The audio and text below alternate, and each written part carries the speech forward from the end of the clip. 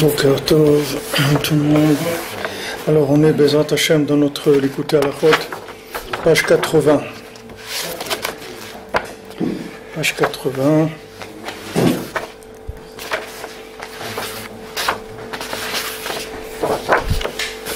On est Ot Tzadik Dalet.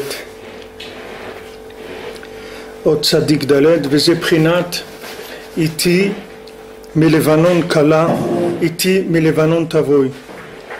Et ça, c'est ce qui est écrit dans Shir HaShirim, où Shlomo HaMelech il dit Iti, Melevanon Kala, avec moi, du Levanon, c'est-à-dire du Liban, du Liban. Kala, Iti Melevanon Tavoy, avec moi tu viendras du Levanon. Ou Peresh Rashi Mirosh Ve'atsof.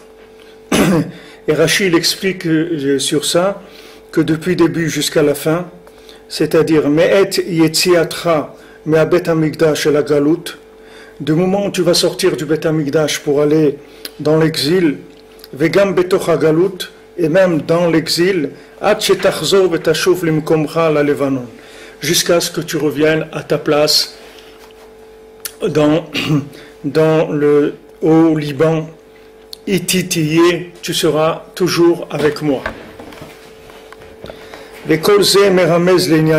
Alors Rabbi Nathan nous dit tout ça, ça fait allusion à notre étude. Chez Mitrilat Alovena Elion, que depuis le Loven à Elion, c'est-à-dire que le Levanon, on sait que quand on parle du Levanon, on parle du Bet Hamikdash quand on dit le Levanon. Parce que le Levanon, le Levanon dans le Sod, c'est écrit, c'est le Loven à Elion, c'est la blancheur suprême. Si tu prends le mot Levanon, tu as dedans Lev Nun, c'est le cœur de la 50e porte. Ça s'appelle Loven à Elion, c'est-à-dire la blancheur suprême ou céleste, c'est-à-dire le maximum de la Chokhmah, la chose la plus élevée qui existe, ça s'appelle le Levanon. Alors maintenant, depuis maintenant, le Loven à Elion, c'est-à-dire la blancheur la plus élevée, c'est-à-dire la compréhension la plus élevée, jusqu'à tous les niveaux, toutes les étapes par lesquelles il faut passer, que dans toutes ces étapes-là, il y a une emprise des clipot, chez Zéoprinad Galouyot, et ça c'est le principe des Galouyot, ça c'est le principe des exils, jusqu'à ce que tu reviennes Beshalom, les Prinat Kedushat Bet Hamikdash, dans le principe de la Kedusha, c'est-à-dire dans la sainteté de la maison d'Hachem, chez Prinat Levanon, qui est le principe du Levanon, Hakol Ititiye. Tout ce temps-là, tu seras toujours avec moi. Donc, les Mansé, ici Rabbi Nathan, il nous explique aussi, par rapport à notre étude, pourquoi il y a la galoute, c'est-à-dire quel est le sens de la galoute. Le sens de la galoute, c'est comme quand on a dit, quand on a parlé avant que quand on commence à construire, alors il y a la chiza des clipotes, c'est-à-dire quand on commence le tzimtzum, il y a la chiza des clipotes. C'est-à-dire quand il y a eu le premier Bet Hamikdash, le deuxième Bet Hamikdash, alors on manquait de tzimtzum. Parce que le premier Bet Hamikdash c'était par rapport à Avraham Avinu, c'était dans les chassadim. Et le deuxième Bet Hamikdash c'était par rapport à Yitzhak, que c'était dans les Gvurot avec le problème de Esav. C'est pour ça que le deuxième il s'est détruit avec la haine gratuite. Et la Gemara elle dit, Halacha, c'est une halacha que Esav il est sonné Yaakov. Esav il déteste Yaakov. Donc comme lui il avait une emprise dans ce deuxième Bet Hamikdash, ça a donné la haine gratuite. Et on est toujours dedans, c'est-à-dire tant qu'il n'y a pas le troisième qui vient, ça veut dire qu'on n'a pas fini avec la haine gratuite. Alors le premier c'était Avraham Avinu, et entre le premier et le deuxième aussi il y avait une différence de nombre de gens. C'est-à-dire qu'il y avait beaucoup plus de monde quand il y avait le premier Beth Amikdash que quand il y avait le deuxième. La Gemara elle dit, parce que par rapport aux gens qui montaient, par rapport les gens qui montaient au Shalosh Regalim, si vous avez fait le Dafayou, vous avez vu ça.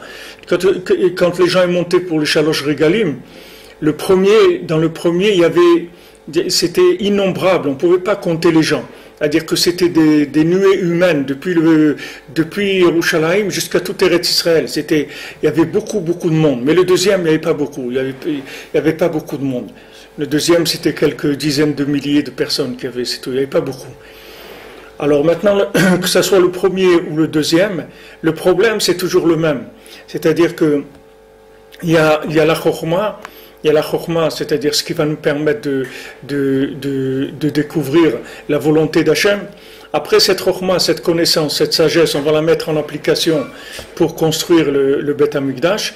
Et dès qu'on construit la maison, alors là, il va y avoir tous les défauts qui vont sortir. C'est comme si vous prenez un mariage. Si des gens ils pouvaient rester fiancés toute leur vie, ils n'auraient jamais de problème de Shalom Bayit. Mais le seul problème qu'ils ont, c'est qu'ils ne sont pas mariés. Donc ils ne construisent pas. Les goïms, ils ont essayé de faire ça, d'abolir le mariage, en croyant que ça allait faciliter, que cette liberté-là, ça va faciliter les rapports, ça va rendre les rapports plus sympathiques, puisqu'il y a une distance et on n'est pas lié, on est libre, etc. Donc on va être plus sympa l'un avec l'autre, parce qu'il y a même une menace de séparer. C'est-à-dire la distance, elle crée quand même toujours un goût nouveau, un renouveau. Nous, on n'a pas besoin de ça, parce qu'Hachem nous a donné toutes les lois de Nida, Tarata Mishpacha, c'est fait pour ça. C'est-à-dire, on n'a pas besoin de rester fiancé, on peut se marier, parce que la Torah, elle a géré la vie du couple avec des moments de séparation qui sont faits pour renouveler justement le rapport. Alors maintenant, quand il y a un rapport comme ça, amical, sympathique, fiancé et tout, il n'y a pas de problème, Shalom Bayit. Il n'y a aucun problème. Je vous avais raconté une fois un rave, il m'a dit j'étais dans l'autobus, j'ai vu un couple, ici en Eretz, il m'a dit j'ai vu un couple qui parlait devant moi, ils étaient tellement sympas et tout, tous les deux, comment ils discutaient, et lui, le pauvre, il s'est dit pourquoi moi avec ma femme c'est pas comme ça, on est toujours en train de se taper dessus, pas toujours, mais enfin on a des problèmes et tout, j'aimerais bien être en bus comme ça, me promener avec ma femme et discuter sympathiquement, etc. Et après, il avait ces pensées-là pendant le voyage. Et quand ils sont arrivés à un moment, à une tachana, un arrêt d'autobus, alors le monsieur, il est descendu et il a dit à la femme, passe le bonjour à ton mari. Alors il a compris pourquoi il discutait sympathiquement, parce que c'était pas sa femme, c'est tout. Alors tout était sympathique. C'est normal. Quand on construit pas, tout le monde il est beau, tout le monde il est gentil, il n'y a pas de problème. Si tu t'engages pas, les clipotes, elles viennent pas, parce que les clipotes, ça les intéresse pas le virtuel. Les clipotes, elles viennent quand il y a du mamache, quand il y a de la construction. Si tu construis pas, les clipotes, elles te laissent tranquille, ça les intéresse pas, parce que de toute façon, tu travailles comme on dit, ça compte pour beurre, c'est-à-dire ce que tu fais, le compteur, il tourne pas, donc il n'y a pas de problème. Vas-y, tu peux aller, tu seras Béchalom, Bésimcha, Béahava, tout ce que tu veux, Mochin de Gadlout, tout ce que tu veux. Mais commence à construire, tu vas voir que quand ils ont fait tous les hippies, et les flower people, les Woodstock, et l'île de White et tous ces trucs-là, les gens ils ont dit ça y est, c'est super, il y a que de l'amitié entre les gens, tout le monde s'aime, c'est extraordinaire. Mais c'est normal parce qu'il n'y a pas de construction.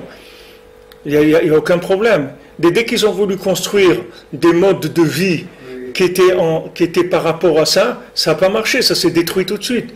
Parce que dès que tu commences à construire, toutes les midotes des gens, elles sortent. C'est-à-dire que tant que tu ne construis pas, les midotes, elles ne sortent pas. Parce que tu es dans un niveau, un niveau de chokhmah virtuel. Donc il n'y a pas de problème. Il n'y a aucun problème. Si tu peux rester fiancé 1 an ou 2 ans, bien que moi je vois que chez les Français, même dans le fiançailles, ils se disputent déjà. Moi je vois des gens qui venaient pour les faire part. Dans les faire part déjà, ils se déchiraient, maman, pour faire les faire part. Mais non, je veux pas. Non, il y a des gens aussi comme ça, que même le fiançailles, c'est déjà beaucoup pour eux. Ça s'appelle déjà une petite construction. Mais si tu ne construis pas, les clipotes, elles ne viennent pas. Il n'y a pas de problème. Les clipotes, ça ne les intéresse pas. Les clipotes, ce qui les intéresse, c'est la maison. Tant qu'il n'y a pas de maison, ils te laisseront tranquille. Combien de gens ils étaient à la yeshiva? Je connais des gens, ils ont choisi des bachurim extraordinaires comme parti pour leur fille, et c'était les meilleurs bachours de la yeshiva, etc. Et quand il s'est marié, le gars, il passait les 20 heures par jour sur Internet. C'était fini le limoud, c'était fini et tout. Il pouvait plus étudier parce que il étudiait beaucoup, il était le meilleur de la yeshiva et tout, parce qu'il était dans un contexte virtuel. Mais quand il est rentré dans la maison, c'est-à-dire la construction, toutes les midotes de la personne, elles sortent. Quand tu es dans un contexte dans lequel tu prends pas part à la construction, t'es touriste, donc il n'y a pas de problème. Je vous ai raconté une fois ici, j'ai traversé quand c'était le feu rouge pour les piétons. Alors la police m'a arrêté et donc elle voulait me mettre une contravention. Alors elle m'a dit t'es au date zéro. Je dis j'ai passeport français et tout. Ah mais il y a un passeport français, allez vas-y va. Je dis non mais j'habite ici, va, allez. Ils ne voulaient même pas me regarder. J'étais même pas au niveau de pouvoir recevoir une contravention. Pour eux, français, ça veut dire rien. T'es pas là. C'est pas sérieux ton truc. Dis-toi, allez, dégage. On veut même pas t'éduquer, t'apprendre à traverser. Va-t'en. Ça ne nous intéresse pas. C'est-à-dire que maintenant, si tu construis pas, tu n'auras pas de problème.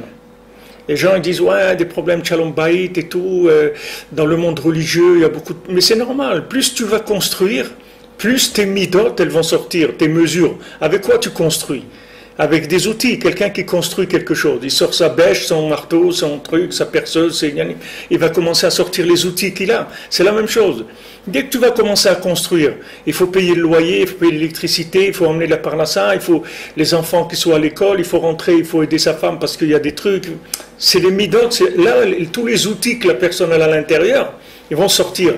Tandis qu'avant, la boîte à outils, elle est fermée, tu ne sais pas ce qu'il y a dedans. C'est du cinéma, il n'y a pas de problème.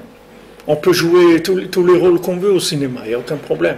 Quand tu vas rentrer dans la construction, là tu vas sortir tes outils. C'est pour ça que souvent, des gens ils découvrent des partenaires qui sont complètement différents de ce qu'ils étaient pendant qu'ils se sont connus pendant 1 mois ou 2 mois ou 6 mois ou 1 an. Ils avaient affaire à quelqu'un de très sympathique, qui était très avenant, beaucoup de compassion, etc. Et quand ils sont mariés, ils ont découvert un truc qui était complètement à l'opposé. Pourquoi? Parce que maintenant, c'est plus pareil, on construit. Donc, maintenant, quand il y a eu le Beth Amikdash, l'initiative de la construction du Beth Amikdash, c'était sur une émouna, un engagement qui était virtuel, c'est-à-dire que on a suivi Moshe Rabbeinu, on a passé ce qu'on a passé dans le désert, on est rentré en Eretz Israël, etc. Mais tout ça, c'est un plan d'Hachem. Nous, on n'était pas encore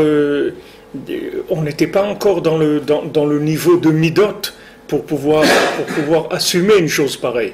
Donc maintenant, quand le Beth Amikdash s'est construit, le premier, sur le côté d'Abraham Avinu, qui avait le problème du décalage à droite, automatiquement ça entraînait des défaillances. Le deuxième aussi. Donc Hachem, il nous envoyait en galoute. La galoute, c'est quoi? L'exil, c'est quoi? C'est l'emprise des clipotes par rapport à la chokhma. C'est-à-dire que maintenant, tu as une chokhma qui est la chokhma de la Torah, la chokhma d'Eretz Israël, la chokhma de l'attachement à Hachem. Maintenant, on va voir, quand on va mettre cette chokhma dans un contexte de construction qui est complètement étranger à ce que c'est, c'est-à-dire à ce qu'on attend de cette chokhma-là, on va voir dans ces conditions-là, on va voir comment tu vas te comporter. Si maintenant, dans l'exil, tu arrives à construire des Bate Knesiot, des synagogues, des Beth Midrash, au nom du tzaddik, tu arrives à ça, alors à ce moment-là, tu reçois le visa pour remonter en Eretz Israël et faire partie des gens qui vivront dans le troisième temple. Si maintenant, dans l'exil, c'est-à-dire quand tu commences à construire dans l'exil, tu choisis d'aller vers d'autres courants, d'autres mouvances, alors ça veut dire que tu as prouvé que la Chokhmah elle était virtuelle, mais qu'au moment où il fallait assumer dans la construction, alors à ce moment-là tu t'es sauvé, parce que tu peux pas, tu n'as pas la force. Comme ils te disent en France, il vaut mieux pas marcher avec la kippa dans la rue, etc. Mais toute la raison pourquoi tu es en France, tu es en galoute, c'est pour que tu marches avec la kippa dans la rue. Sinon, tu n'as rien à faire là-bas. Qu'est-ce que tu as à faire là-bas? Tu crois qu'on a besoin d'un goy de plus? On a besoin d'un Gaston ou d'un Pierrot de plus? On n'a pas besoin. Qu'est-ce qu'on a besoin? On a besoin d'un bonhomme qu'on dit, tu vois, regarde, il est dans l'exil, il met la kippa, il a ses tzitzit, il va au mikvé, il fait tikkun klali, il fait Shabbat, il porte pas le Shabbat, il marche une demi-heure pour aller à la synagogue, les trucs, tout ça, c'est des points que tu marques dans la construction. Parce que maintenant, on t'a créé des difficultés pour vérifier la sincérité de ton engagement. Maintenant, si tu t'engages, le jour des fiançailles, tu t'engages, tu dis ouais, bien sûr, d'accord, d'accord. Ici, c'est pas comme ça. En Israël, quand tu t'engages, il y a des témoins et tu signes. Et il y a des témoins qui se portent garant sur tes engagements. Tu dis je vais acheter à ma femme ça, ou je vais lui acheter une maison, ou je vais lui offrir un frigidaire ou un truc. Tout ça, il y a des témoins, tu t'engages. Parce que l'engagement, il est sérieux. Maintenant, tu te trouves en galoute, tu te trouves en exil, avec toutes sortes de tentations et toutes sortes de folies qui vont t'attaquer. Mais toute la raison d'être en exil, c'est pour résister à la déviation. Maintenant, si tu plonges dans le truc et que tu mets pas la kippa et tu rentres, alors c'est terminé. Il y a pas qu'est-ce que tu vas faire? Tu n'as rien à faire là-bas. Il y a pas. Alors ce qu'il dit ici, c'est ça. Donc toutes les madrigotes, c'est-à-dire tous les niveaux qu'on doit passer par là. Chez Bahem Achizata Klipot, que là il y a de l'emprise des Klipot. Chez Zeuprinat Galouyot, que ça c'est le principe des Galouyot. Le principe des Galouyot, c'est de mettre de façon, comme on dit, volontaire. Hachem, il nous a mis volontairement dans une épreuve avec des clipotes, volontairement, pour nous dire qu'est-ce que tu veux, ça ou ça. Tu choisis ce que tu veux. Alors, quand on va se battre dans la galoute, quand on va se battre dans l'exil pour garder nos valeurs, notre identité, c'est là où on va prouver l'attachement qu'on a à la chokhmah. À la chokhmah, à la connaissance d'Hachem, à la connaissance de la Torah, etc. Mais il faut passer cette épreuve-là. Alors Hachem, il te dit, Akol iti tiye, moi, tu es toujours avec moi. C'est-à-dire, ne crois pas que maintenant tu te trouves en exil et que tu es en difficulté et que dans la famille ça marche pas comme tu veux, que le mari il est pas assez engagé dans la Torah, ou que la femme elle est pas assez engagée dans la Torah, ou que les enfants ils sont pas assez engagés. Tout ça, ça n'empêche pas que Hachem il est avec toi tout le temps. Le même Hachem qui était avec toi dans la Chokhmah, c'est-à-dire dans la révélation totale de la Shrina d'Hachem, le même il est avec toi maintenant dans ces difficultés que tu es en train de passer. Parce que il vaut mieux ces difficultés-là que des gens qui sont sur la touche, qui ne construisent pas.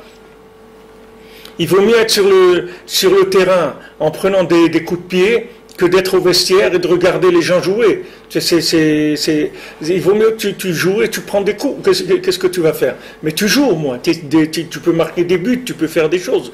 Tandis que si tu es sur le côté et tu regardes le match, il ne va rien se passer. Donc ce problème d'engagement, on le trouve beaucoup aujourd'hui. C'est ça qui explique pourquoi il y a tellement de gens qui ne veulent pas se marier. Ils font le système du concubinage. Je sais pas, il y a même, je crois, des lois en France pour gérer ça. Des gens qui vivent ensemble mais qui ne sont pas mariés. Parce que les gens, ils ont peur de cet engagement. Pourquoi? Parce qu'ils savent que dès que tu t'engages, il te tombe dessus. C'est-à-dire, Amalek, il t'attaque dès que tu t'engages. Quand je ne t'engage pas, il te laisse tranquille. Il y a pas tu ne l'intéresses pas. Donc, il te laisse, tu peux vivre ta vie, il n'y a pas de problème. Donc, quand tu t'engages, là, il commence. Chez Zéoprinat Tavoï Tachori Mirosh Amana, c'est que tu viendras, tu chanteras Mirosh Amana de la tête du haut de la Emouna. Qui karatikun al yedei Emouna B'Hashem ou Moshe Avdo, Shem Atzadikim Shibechol Dor. Parce que la réparation de ça, c'est par la Emouna, dans Hachem et dans Moshe Avdo, qui sont les tzadikim de chaque génération. C'est-à-dire qu'on a besoin de la Emouna dans Hachem, ça c'est le Yud, et on a besoin de la Emouna dans Moshe, dans le tzaddik de la génération, que lui c'est le Dalet. C'est-à-dire c'est avec ça qu'on va arriver à faire joindre le Yud et le Dalet. Puisque le tzaddik adore, c'est la référence absolue dans le relatif. C'est ça le chesed qu'Hachem il a fait. C'est-à-dire qu'Hachem il a donné une référence absolue dans un monde de relatif, entièrement relatif. D'où tu vas trouver qu'il faut faire Itbodedut, d'où tu vas trouver qu'il y a Oman, d'où tu vas trouver qu'il y a... Jamais de ta vie tu vas trouver. Tu peux tourner en rond dans le monde entier. Il y a des gens, ils ont tourné dans toute l'humanité. Des gens, ils ont été au Pérou, au Japon, en Chine, au Mexique. Ils ont cherché dans le monde entier, ils n'ont rien trouvé du tout. Ils n'ont rien trouvé. C'est un recette que tu trouves l'absolu. Tu trouves une référence absolue, quelqu'un qui te garantit, te dit viens sur mon kever, fais des tikkun klali, je vais te réparer. Viens au Man Rosh Hashanah, je te garantis une année, une excellente année, etc. Où tu trouves ça? Les gens, ils aimeraient bien trouver ça. Des garanties de vie comme ça, des garanties absolues sur la vie. Il n'y a pas. Donc on a besoin de la Emouna dans Hachem, c'est-à-dire dans le Yud, dans Hachem, et on a besoin aussi de la Emouna dans le Dalet, mais que c'est un faux Dalet. Les Maasé, c'est un He. C'est pas un Dalet. C'est un faux Dalet, c'est-à-dire c'est un Dalet, mais il est He déjà, c'est le He parfait. Donc, Ve'aminu B'Hashem, ou Moshe Avdo, c'est-à-dire qu'ils ont eu la Emouna dans Hachem et dans Moshe son serviteur, c'est-à-dire qu'on a besoin de ces deux pôles-là de Emouna. On a besoin de la Emouna dans le Yud, et on a besoin de la Emouna dans le Dalet. Parce que les gens, en général, toutes les écoles de pensée juive, elles développent que l'attachement au Yud. Elle te dit que toi-même, tu peux devenir un Dalet, c'est pas important. Ils ne mettent pas l'accent sur le Dalet du tout. Ils mettent l'accent que sur le Yud. C'est-à-dire tu vas te remplir de connaissances en Torah. Tu vas te remplir de connaissances en Torah. Avec ça, tu arriveras à tout. Et c'est faux, c'est archi faux. Parce que si le Dalet, il n'est pas réparé, toute la Torah, tu vas la mettre dans un truc pourri. C'est-à-dire tout va pourrir. Tout ce que tu connais, ça va pourrir. Parce que si tes midot, si tes deux outils de travail, ils ne sont pas bons, tu peux faire tout ce que tu veux, tu peux être un hyper connaisseur, tout ce que tu veux. Si tes outils ne sont pas bons, tu ne peux pas travailler. Tu ne peux pas travailler, tu es handicapé. Tu ne peux pas travailler. Tu vois, les Yid, ils achètent toujours des bons outils dans le travail. Quand ils travaillent, ils achètent ce qu'il faut. Tu vas dans les grands salons où ils présentent tous les meilleurs trucs dans le monde, dans tous les domaines. Tu trouveras des juifs là-bas, des chassidim et tout qui vont là-bas. Pourquoi? Parce que quand ils achètent quelque chose, ils achètent le mieux qu'il y a. Parce qu'on ne peut pas, parce qu'on n'a pas le temps de commencer à faire du bricolage et commencer à réparer le frigidaire toutes les 2 semaines, rajouter du scotch ou ça coule là et ces trucs. On ne peut pas, on n'a pas le temps avec ça. On n'est pas là pour ça. Donc on prend un outil. On prend les outils les meilleurs qui est. Les outils, c'est les midot avec quoi tu vas travailler. Donc la chokhma, on va te donner de la chokhma aujourd'hui autant que tu veux. Ça aussi, ça vient de la klipa de Esav. C'est-à-dire cette attitude-là, c'est la klipa de Esav. C'est-à-dire que maintenant, pousse un maximum dans la chokhma, booste un maximum la connaissance, et l'état du bonhomme, tu t'en occupes pas. Tu t'en occupes pas. Et après, pitom, tu vois un scandale qui sort, que ce ministre, il a des comptes cachés au Panama, que l'autre, il a des trucs. Mais attends, mais comment ça se fait tout? Tu es un ministre, mais c'est pas de rapport.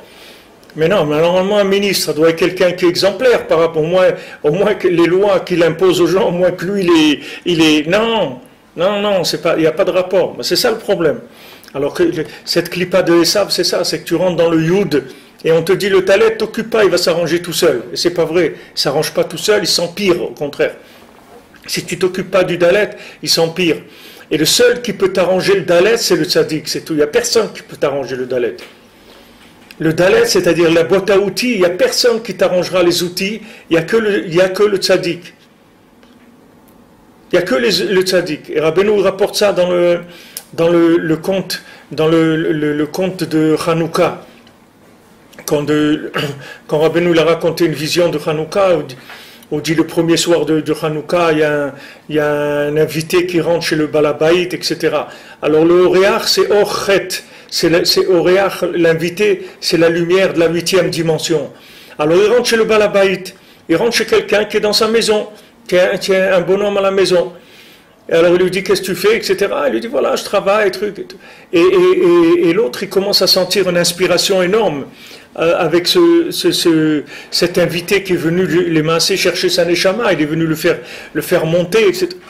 Alors après, dans le Maasé, Rabbeinu raconte que là-bas, il y a un arbre, et dans cet arbre-là, il pousse des kélim, il pousse des ustensiles, des outils, des ustensiles. Et que maintenant, dans les ustensiles, il y a les outils avec quoi on fabrique ces ustensiles-là. C'est-à-dire que c'est bien que tu vois la Chokhmah, c'est bien, Baruch Hashem, la Chokhmah de la Torah, elle est extraordinaire, tu vois un Maharam Shif, ou tu vois ce que tu vois dans la Torah, c'est extraordinaire. Mais maintenant, il faut que dans ce que tu vois là-bas, tu trouves les outils, comment on fait ça?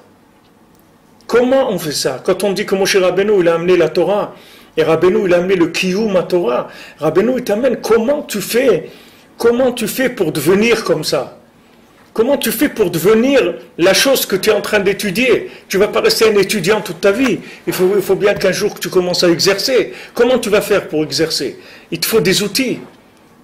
Alors les outils, c'est le Dalet. Les outils, c'est le monde du Dalet, c'est le monde de la Malchut, c'est le monde de l'action, c'est le monde de la construction.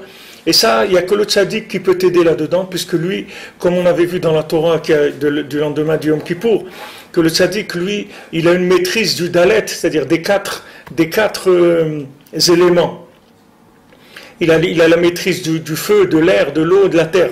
De ces 4 éléments que tout le monde entier, il est construit de ces 4 éléments et qui sont les 4 lettres du Shem Havaya. Pourquoi? Parce que le tzaddik, il est dans Yesod HaPashut. Yesod HaPashut, c'est-à-dire que le tzaddik, il est arrivé à la base de ces 4 éléments. Avant que le Dalet, qu'il soit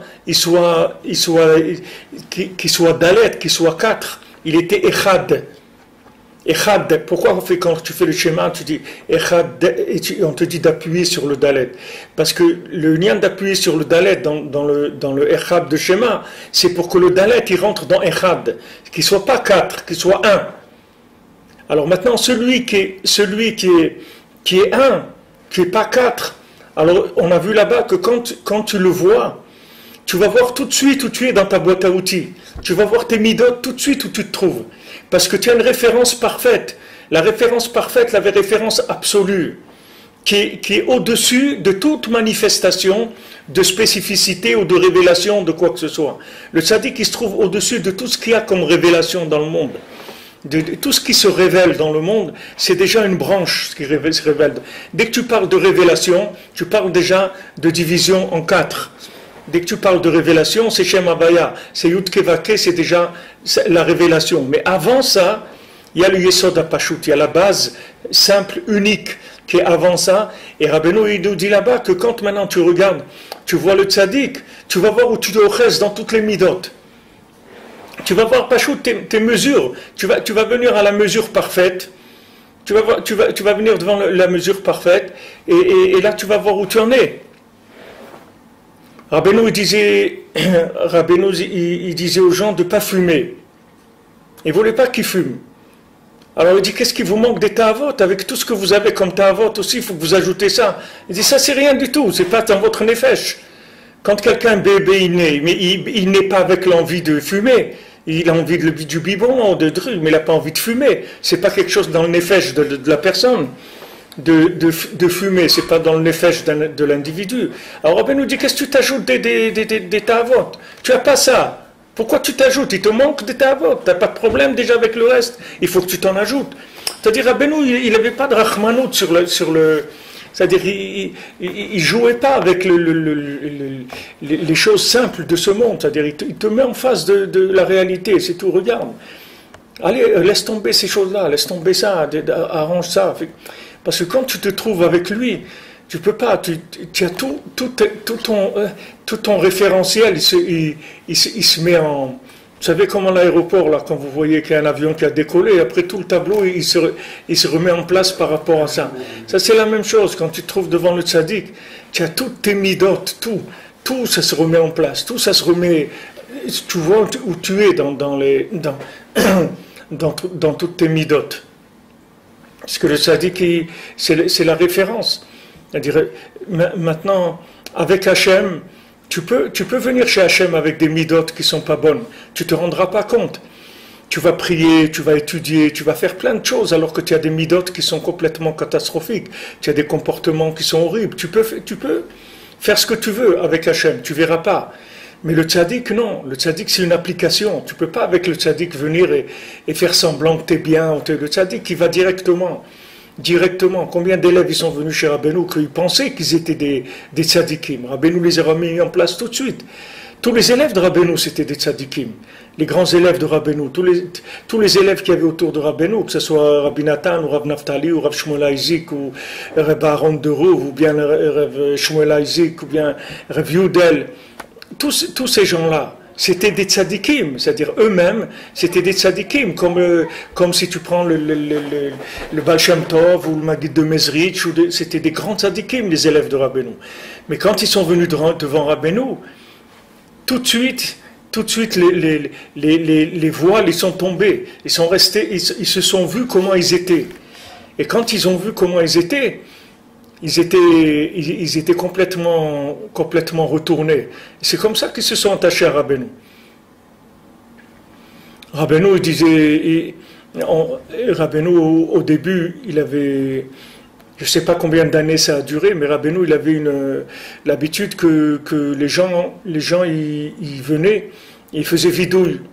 D'ailleurs, ils appelaient les Breslévers vidouilnikes. C'est des gens qui font des vidouilles, ils font vidouille. Alors, ils venaient chez le Rebbe lui disait,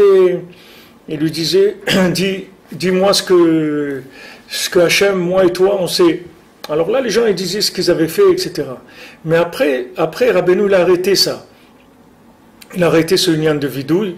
Mais seulement, qu'est-ce qu'il faisait? Quand la personne, elle rentrait chez lui, il lui faisait une prise de conscience dans le cœur, que la personne, elle sortait d'elle-même, elle commençait à pleurer, à se remettre. Regardez combien de gens ils viennent à Ouman, à Rosh Hashanah, et ils vous diront, ils ne savent pas ce qui se passe, mais ils sont approchés du kever de Rabbeinu, ils ont commencé à pleurer, ils ne pouvaient plus s'arrêter.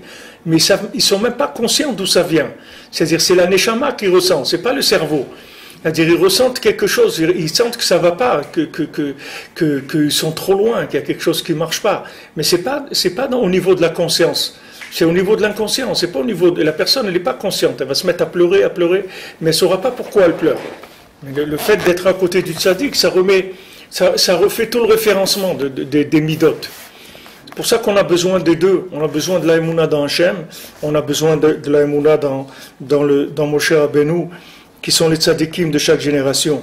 Vezeu mirosh senir vechermon mimeonot arayot me'arere nemerim. C'est ça, du haut de Senir. Senir, c'est un endroit, Hermon aussi, le Hermon, mimeonot arayot, de l'endroit de là où sont l'endroit où se trouvent les lions, me'arere nemerim, des collines où il y a des némérim, des némers, c'est pas tigre, panthère, ouais, panthère, oui.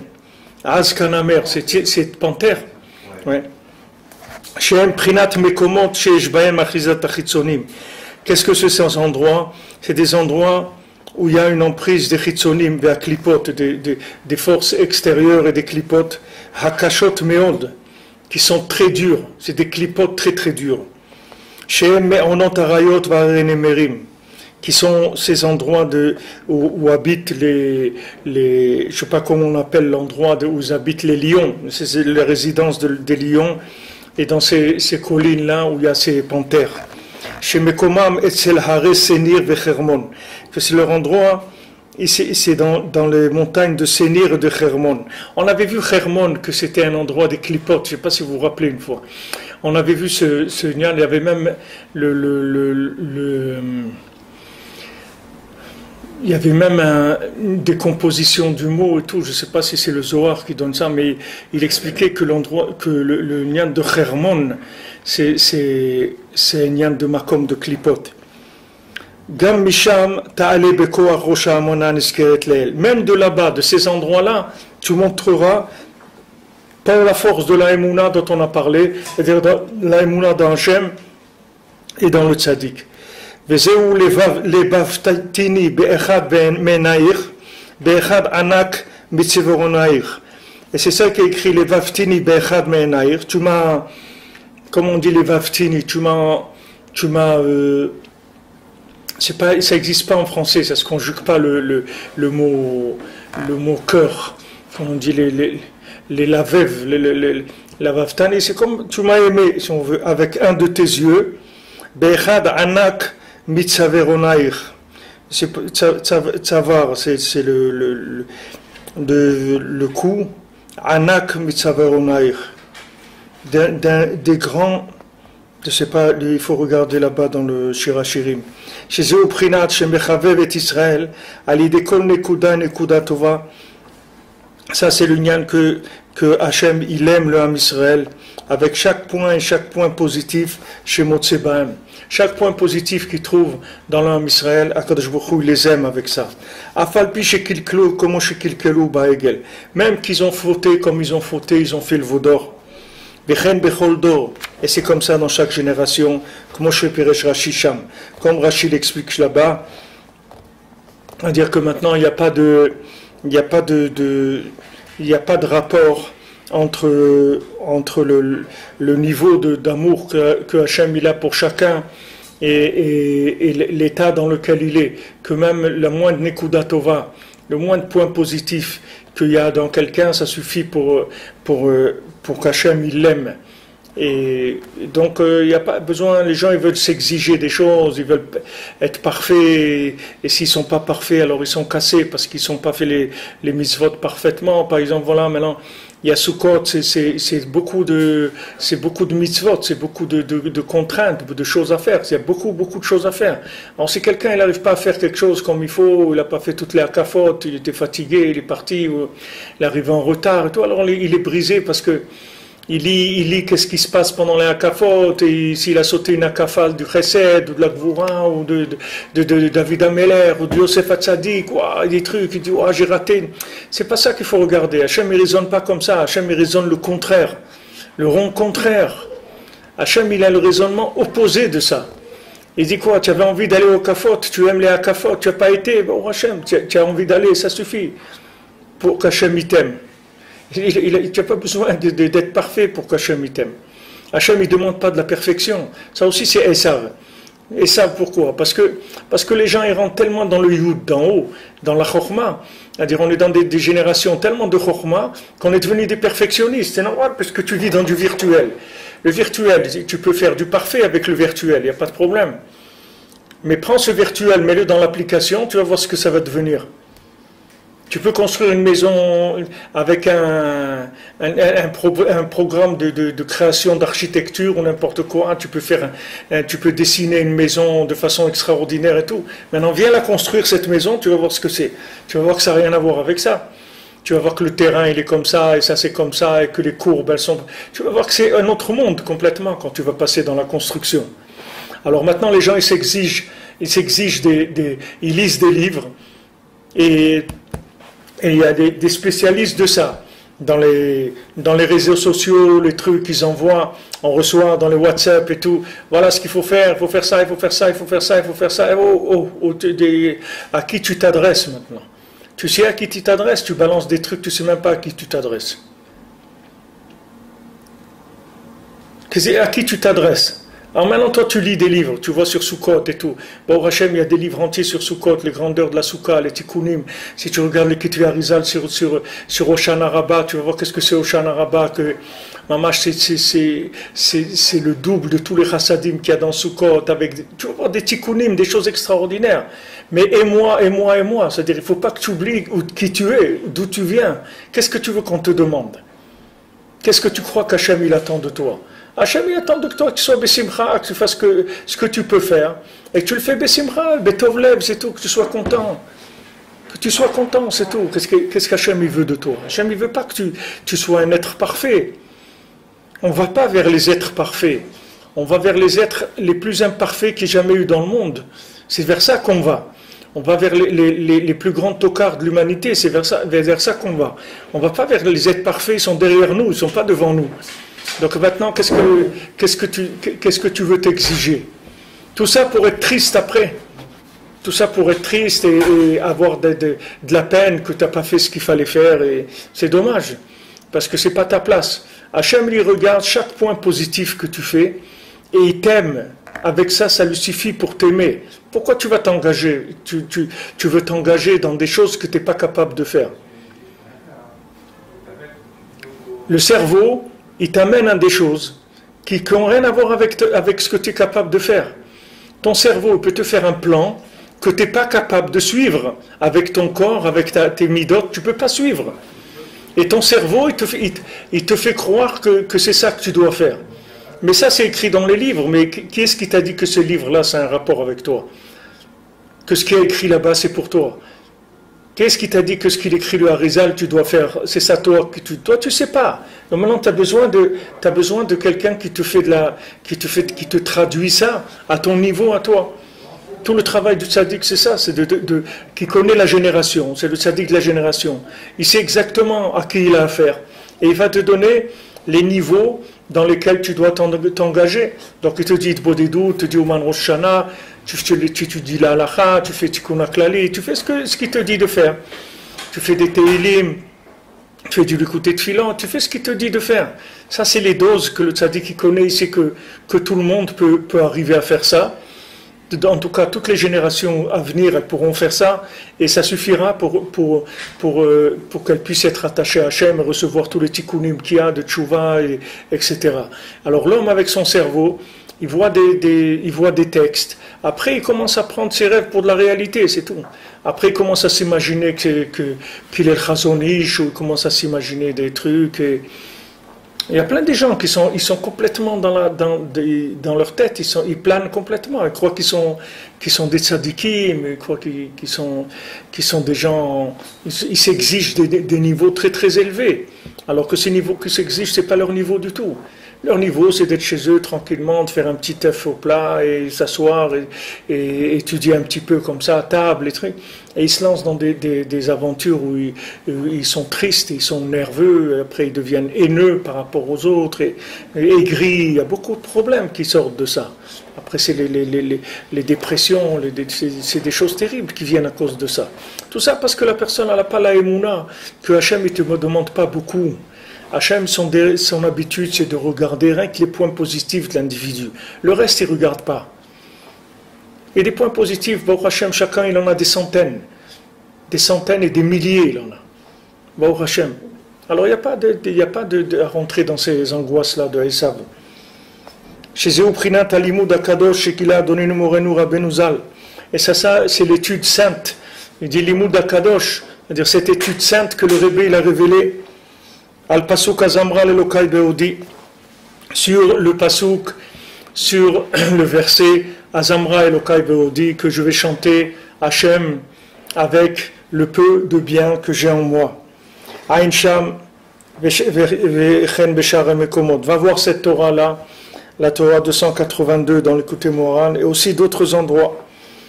Ki kol hatikun hal yedei ze hatzadik haniskar leel. Parce que tout le tikkun, toute la réparation du monde, toute la mise en place de la réparation du monde, elle va se faire par ce tzaddik-là, c'est-à-dire par Rabbi Nachman, Aniskar Leel, qui a été mentionné plus tôt, chez Avar Bekol Adargot Merosh Atsof, qui est passé dans tous les niveaux, depuis le niveau le plus élevé jusqu'à l'endroit le plus profond, le plus bas, Kaniskar Leel, Ve'amad Bekulam, comme c'est rapporté avant, et lui, il a tenu dans toutes les épreuves qu'il y a eu. Quand vous voyez Sirot Haran, Shifrei Haran, vous allez voir que là-bas, Rabbeinu, il parle de toutes les difficultés qu'il avait pour faire Avodat Hashem.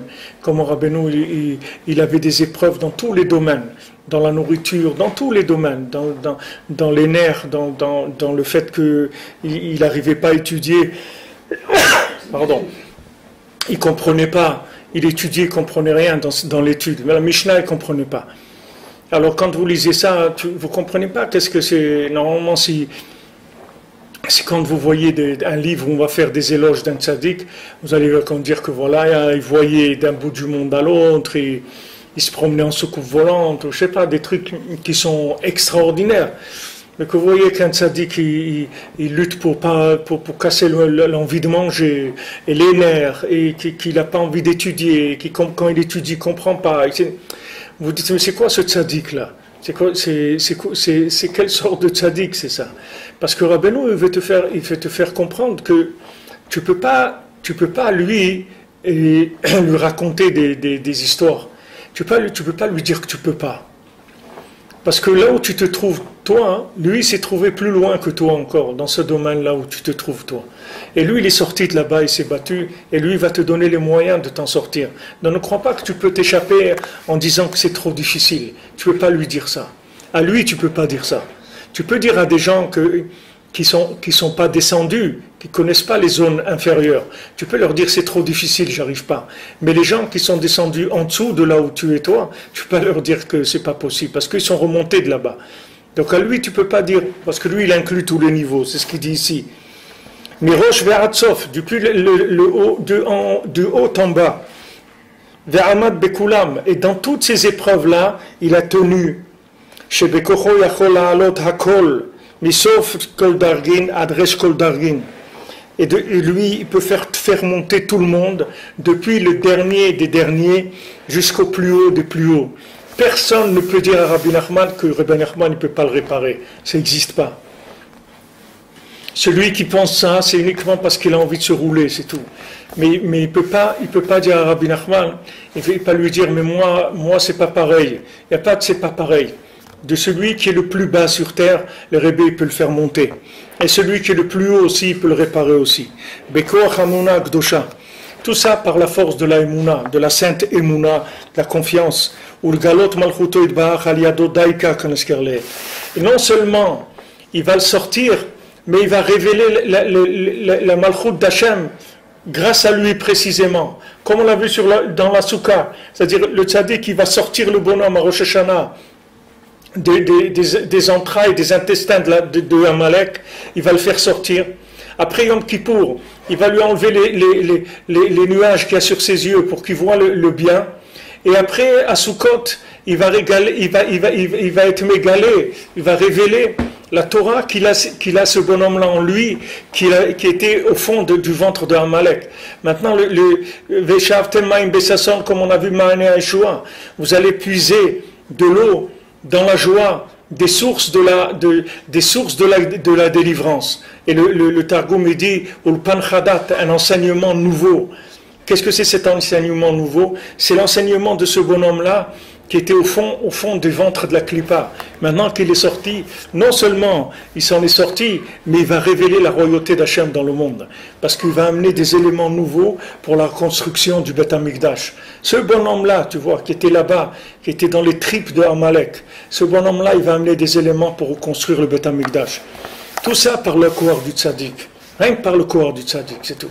Pas parce que lui, il est comme ci ou lui comme ça. C'est rien que le corps du tzaddik, c'est tout. Et Rabbi Nathan, il savait ça tout le temps. Rabbi Nathan, tu vois, tout ce qu'il a écrit, Rabbi Nathan, tout ce que l'écoutait à la chôte, et l'alim la troufa, et l'écoutait de philo, tout. Mais il a écrit toujours avec la conscience d'un rescapé, mais qui était tout le temps un rescapé provisoire. Jamais Rabbi Nathan, dans sa sensation, il a senti qu'il était un rescapé, que c'est fini maintenant, il était installé. Il sentait toujours la soukat, la dirat harai. Jamais il a senti une maison fixe. Toujours il a senti une maison provisoire. Toujours il s'est senti un rescapé provisoire chez le Rebbe. Jamais il a senti qu'il avait acquis quoi que ce soit. Pourquoi? Parce qu'il avait une telle conscience de la grandeur de Rabbeinu qui dit que c'est quelque chose qu'on peut pas acquérir. On ne peut pas acquérir. C'est comme Eretz Israël. Quand Abraham Avinu l'a demandé à Hachem, comment je vais savoir que je vais hériter d'Eretz Israël? Alors à ce moment-là, il y a eu de l'obscurité. Hachem lui a dit, tes enfants, ils vont être esclaves 400 ans en Égypte. Qu'est-ce que tu veux acquérir Eretz Israël?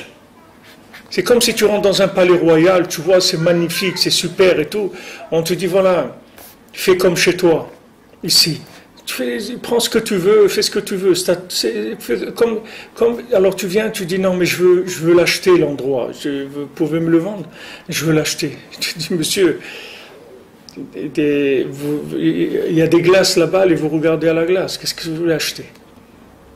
Regardez-vous dans un miroir. Qu'est-ce que tu veux acheter? Acheter quoi? C'est pas des choses que tu peux acquérir. Tu peux pas acquérir des choses comme ça. Jamais tu pourras acquérir ça. Si tu vois que Rabbi Nathan lui-même, il a peur tout le temps de s'éloigner de Rabbeinu, que Rabbi Nathan, il arrive à 60 ans et dit une barbe blanche et je suis encore un Breslever, et il s'étonne. C'est pas de la poésie qui fait Rabbi Nathan, c'est pas des jeux de mots. C'est que Béhémet, il vivait ça. Il avait toute sa vie, il avait peur de s'éloigner de Rabbeinu. Toute sa vie, il avait peur qu'on lui enlève ce cadeau. Parce que c'est un cadeau renouvelé tous les jours. Il n'y a pas d'acquis là-dedans. Et il ne peut pas y avoir d'acquis parce que c'est quelque chose qui dépasse complètement l'entendement humain. Tu ne peux pas avoir d'acquis là-dedans. C'est impossible. Tu ne peux pas te sentir que tu fais partie de la maison. Il n'y a pas. C'est provisoire. Regarde en Eretz Israël pour maintenir ça.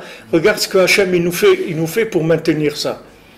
Pour nous maintenir cette conscience-là, regarde qu'est-ce qu'on est obligé de nous faire, de nous mettre comme situation. On est obligé de faire des trucs qui nous disent que le temple, il n'y a jamais eu de temple, que les trucs ça, que Jérusalem ça, et que l'autre ça, et que tu as volé la terre. Tout ça, c'est uniquement pour que tu prennes conscience que c'est un cadeau, mais ce cadeau, il est gratuit aussi. Ce n'est pas un cadeau de reconnaissance. Il y a des cadeaux, quand on dit matanat chinam, cadeau gratuit, il y a des cadeaux qui sont, voilà monsieur, on va vous faire cadeau de la Légion d'honneur ou du prix Nobel, de ça, en reconnaissance de ce que vous avez bien fait pour l'humanité, vous avez amené. Non, c'est un cadeau qui est gratuit, c'est-à-dire que tu n'as rien fait pour ça, tu n'as aucun rapport avec toi, il est gratuit le cadeau. C'est pas un signe de reconnaissance par rapport à ce que tu as fait de bien. C'est gratuit. Cadeau gratuit. Si maintenant en Eretz Israël, on avait conscience tous de ce cadeau gratuit, il n'y aura pas d'ennemis, il n'y aurait personne qui nous dérangerait autour. Mais tous ces ennemis, Hachem il est obligé de les faire travailler pour qu'ils nous mettent tout le temps cette conscience-là que peut-être, on ne sait pas. On ne sait pas. Voilà, maintenant Poutine, il est en train de préparer la guerre nucléaire par rapport à l'Europe. Ils ont tous peur, ils sont en train de trembler. Les Anglais, les trucs, ils ont tous voient parce que Poutine, c'est un fou, c'est pas un bonhomme. S'il a envie de s'amuser, il envoie, c'est tout. Comme il a fait avec la Crimée, il peut cramer le monde entier. Il n'a pas de problème. Alors il voit les ogives, les trucs. Il a rappelé déjà toutes les familles des gens qui travaillent chez lui, dans le gouvernement, toutes les familles, les membres de la famille qui habitent en Europe, il les a fait tous rentrer en Russie. Et il faut revenir tous en Russie parce que bientôt ça va être la guerre nucléaire. Il veut attaquer l'Europe. Il a envie de se faire ce petit plaisir-là. Qu'est-ce que tu vas lui dire? Tu vas lui dire le contraire? Ah, lui dire. Mais tout ça, c'est fait pourquoi? Pour que les gens ils aient peur. Pour qu'ils sachent que c'est pas acquis. C'est pas parce qu'ils voient Carrefour et ils voient ça, et qu'ils voient la télé, et qu'ils voient ça, et les défilés du 14 juillet. Il ne faut pas qu'ils croient que c'est acquis. Tout ce qu'Hachem il fait, c'est pour que les gens ils aient peur. C'est-à-dire qu'ils aient peur, c'est-à-dire qu'ils sachent que c'est pas acquis. Cette peur-là, c'est pour que les gens ils aient de la émouna dans Hachem. Que ce qu'ils ont, c'est Hachem qui leur a donné. Mais nous, en Eretz Israël, on ressent ça 10 fois plus que n'importe où dans le monde. Parce que nous, c'est une terre qui nous a été donnée gratuitement. Et elle est toujours gratuite. On ne pourra jamais l'acquérir. On ne pourra jamais dire c'est à nous. Jamais. Ce sera à nous quand on sera inclus dans Hachem complètement. C'est-à-dire quand on fera la volonté d'Hachem complètement, à ce moment-là, ça sera à nous. Mais par rapport toujours à la Emouna, c'est tout. Sinon, ça ne peut pas être à nous. Alors tout le lien du tzaddik, c'est exactement pareil. Il n'y a pas tu ne peux pas dire moi je suis un Breslever et ça y est, je suis tranquille. Et, tu ne peux pas savoir ce qui peut se passer avec un bonhomme dans sa vie. Tu n'as aucune idée. C'est un cadeau. Tu vois comment on te l'a envoyé quand on t'a sorti de là où on t'a sorti. Voilà. Alors regarde maintenant quel rapport tu as avec le jour où on est venu te chercher. Est-ce que tu savais ce que c'était? Est-ce que tu imaginais ce que c'était? Est-ce que tu te sais prêt pour ça? Rien du tout. On est venu gratuitement, on t'a donné tout ça. Alors il faut entretenir cette conscience du gratuit. Et avec ça, pendant tout ce temps-là, tu profites. Tu profites avec cette conscience-là. Tu fais beaucoup de choses extraordinaires.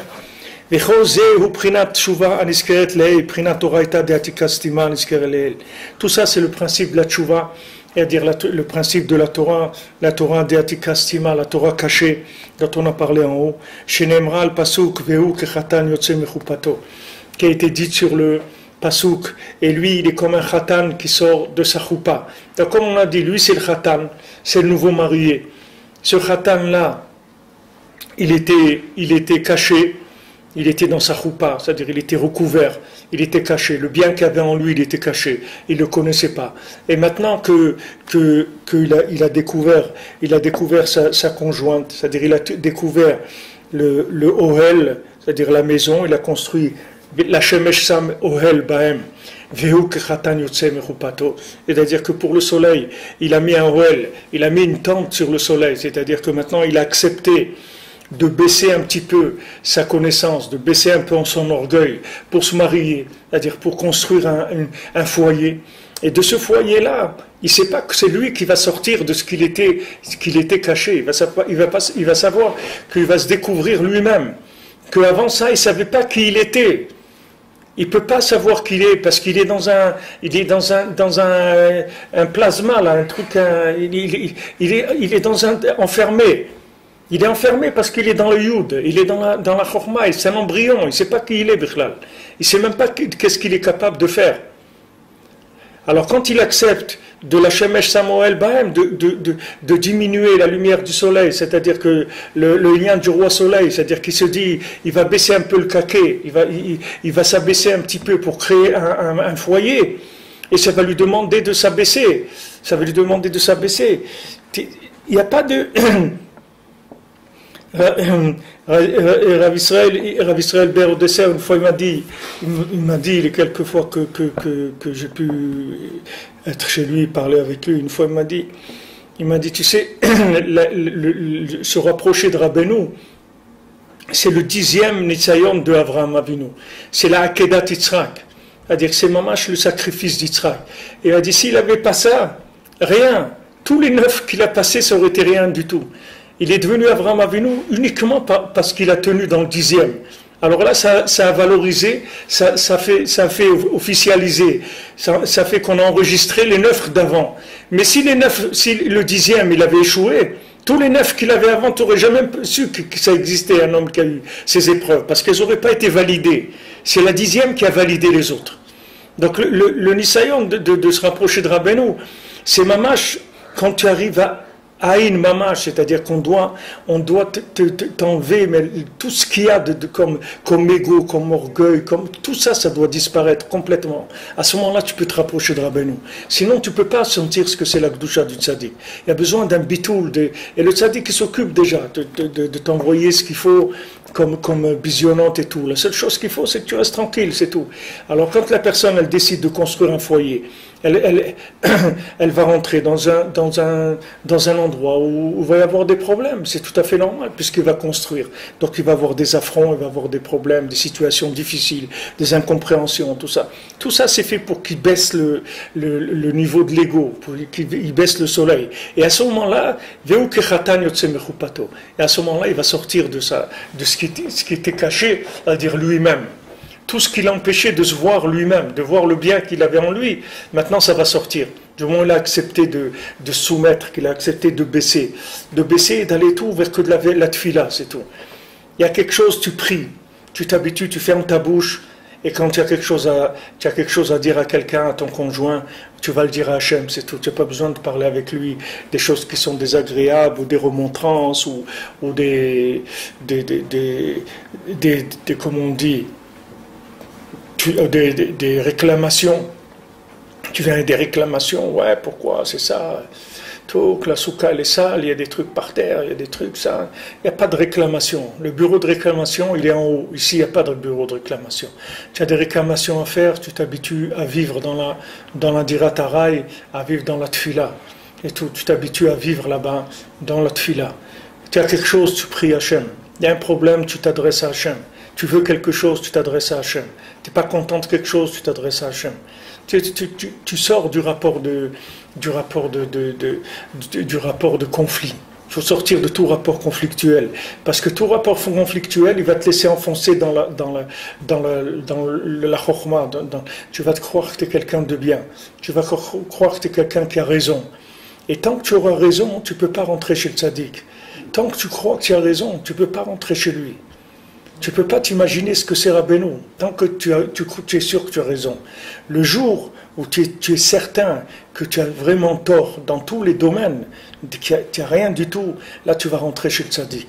Et là tu auras raison surtout, mais pas par ta raison à toi, par la sienne. Pas avec ta raison, c'est pas toi qui auras raison, c'est lui qui aura raison. Comme on dit, j'ai eu raison de lui. C'est-à-dire j'ai eu raison de cette personne-là. Ça veut dire que je suis arrivé à le dominer ou à le truc. C'est le jour où tu sais que tu as tort, tu n'as pas raison, c'est tout. Tu n'as pas raison, parce que c'est un cadeau gratuit, donc tu ne joues pas avec. Si c'est un cadeau, c'est une légion d'honneur que tu as reçue, tu peux l'afficher, la mettre sur... Non, parce que tu t'es battu, tu as reçu une légion d'honneur, parce que tu as fait la guerre, ou tu as fait... Mais si maintenant tu as reçu un cadeau gratuit, qui n'a aucun rapport avec ce que tu es, et ce que tu as fait, tu ne vas pas la ramener, comme on dit. Tu restes tranquille, c'est tout. Et si on te dit des choses pas agréables, et toi, ben, il faut passer par là, c'est tout. Pourquoi? Tu ne sais pas. Le Rebbe, lui, il sait pourquoi. Le Rebbe, il s'occupe de toi. Quand Rabbeinu il s'est marié la deuxième fois, après que sa femme soit nifteret, donc quand il a fait la roupa, il a dit je veux uniquement 10, qui est 10, c'est tout, je veux pas plus qu'un minyan. Maintenant, ils ne savaient pas, les gens, ils n'ont pas compris s'il fallait un minyan avec lui ou sans lui. C'est-à-dire il fallait compter 9 plus Rabbeinu ou 10 plus Rabbeinu. Alors, mais ça fait qu'ils ont emmené 10, et donc ils étaient 11. Alors, quand ils sont arrivés à la Choupa, ils ont demandé au Rebbe, ils ont dit, quand vous avez dit 10, c'est avec vous ou sans vous? Alors, le Rebbe, il a dit non, avec moi. C'est-à-dire qu'il voulait les masser 9 plus lui. Alors, maintenant, il y avait un en trop, il fallait le faire sortir. Maintenant, faire sortir quelqu'un de cette situation-là, c'est pas évident. C'est pas... Alors, Rabbeinu, il a dit, un tel, vous lui dites de partir. Alors, Rabbeinu, il a dit, lui, il sait pourquoi. Il a fait sortir. Mais si la personne elle avait accepté, une fois il y avait le mancé comme ça avec Rav Yudel. Il y avait Rav Yudel, il y avait sa fille qui était très très malade. Elle était dans un état très grave. Et Rav Yudel, il est venu chez Rabbeinu. Je ne sais pas de quoi il parlait, mais il n'était pas d'accord. Il y avait quelque chose où il n'était pas d'accord avec Rabbeinu, qui disait qu'il avait raison, etc. Alors Rabbeinu, il a dit, si je te prouve que j'ai raison, et tu seras d'accord que je te mets une claque. Rabbeinu, il a dit comme ça. Alors Yudel, il a dit oui. Il était sûr qu'il avait raison. Et Rabbeinu lui a montré qu'il avait tort. Alors Rabbeinu lui a mis une claque. Et donc après, il est rentré chez lui, Rav Yudel. Et bon, Hachem, sa fille, elle a guéri et tout, mais elle est restée avec un doigt ou 2 doigts paralysés. Alors la fois d'après, quand il est venu chez Rabbeinu, Rabbeinu lui a dit, tu sais, quand je t'ai mis la claque, si en toi tu t'étais pas énervé, si tu avais accepté que cette claque-là, elle était juste, qu'elle te revenait, même les 2 doigts, ils auraient fonctionné. Le fait que dans ton cœur, tu n'étais pas d'accord de recevoir cette claque-là et que tu t'es révolté, ça fait qu'elle n'a pas pu guérir parfaitement, elle est restée les 2 doigts paralysés. Tu crois que Rabbeinu il va faire tout ça, parce que Rabbeinu a besoin de mettre une claque à quelqu'un et tout, mais il voulait soigner sa fille. Rabbeinu il a vu que sa fille elle avait ce qu'elle avait, il voulait la soigner. Donc tout ça, le Rebbe il a été sauvé, il a fait pour que sa fille elle puisse être guérie. Au Hachem elle a guéri, mais le fait qu'il a eu en lui à l'intérieur, même à l'intérieur il ne faut pas avoir. Même à l'intérieur. Et des fois c'est dur à la maison parce qu'on te dit des choses qui sont horribles, des choses qui te cassent, des choses même avoir en soi des pensées de dire c'est l'omagiali, c'est pas juste, avec tout ce que je fais, avec tout ce que... Tu n'as pas le droit de penser comme ça. Il ne faut pas que tu penses comme ça, c'est dangereux pour toi. Ne pense pas des choses comme ça. Il faut que tu t'habitues à avoir tout le temps, te dire, de toute façon, c'est du cadeau gratuit, j'ai rien à dire. J'ai rien à dire. Rien à dire. Si tu sais qu'il y a un SDF, quand tu as mis rentrer dans un palais, un SDF, on le rentre dans un palais, on lui donne une chambre royale. Et à un moment, le petit déjeuner, on lui sert, il y a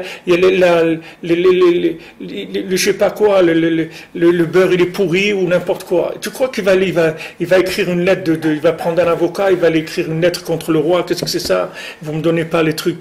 Il n'a rien à dire. Il dit, mais attends, moi, c'est gratuit de toute façon. Ben, le beurre, je ne mange pas, il y a d'autres choses. C'est pas grave.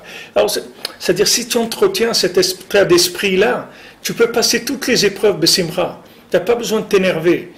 Et quand tu t'énerves, ça veut dire que le soleil, c'est le roi soleil qui a pris le dessus. C'est-à-dire que tu penses que, attends, je paye le loyer, je t'ai acheté une maison, je t'ai acheté une voiture, je t'ai fait ça, je t'ai amené là, je t'ai payé un voyage, je t'ai truc. Il n'y a rien jeu, ce mot-là, il faut l'enlever, rien. C'est un cadeau gratuit. Si tu es conscient de ça, personne ne peut te prendre quoi que ce soit. Personne ne te prendra rien, personne ne pourra rien te faire dans ta vie. Rien. Tous les problèmes, les djinim qu'il y a sur l'homme, ça vient uniquement du soleil, c'est tout. Si la personne elle fait Ohel Bahem, si elle se met sous la tente, il ne peut rien lui arriver, il est protégé. Il est protégé. Rabbeinu dit dans ses Amidot, il dit quelqu'un qui parle pas, personne ne peut rien lui faire.